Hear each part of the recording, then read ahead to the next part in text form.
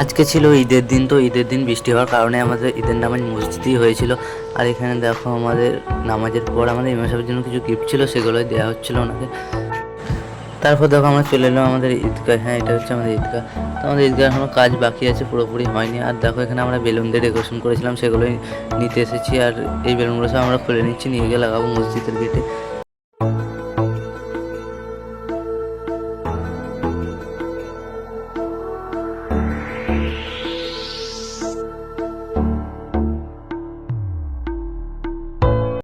তারপর বাড়ি গিয়ে চলে এলাম খাওয়া দাওয়া করে আমাদের খেলার মাঠে। তো দেখো এখানে কিছু খেলার আয়োজন করা হয়েছে।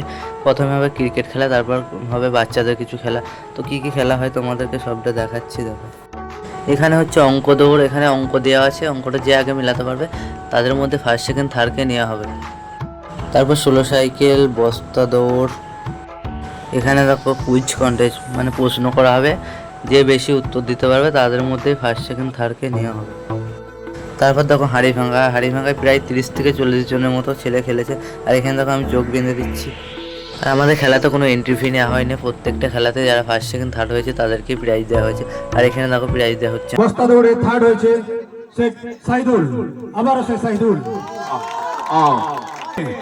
শাবনুর পারভিন কুইজ কন্টেস্টে ফার্স্ট।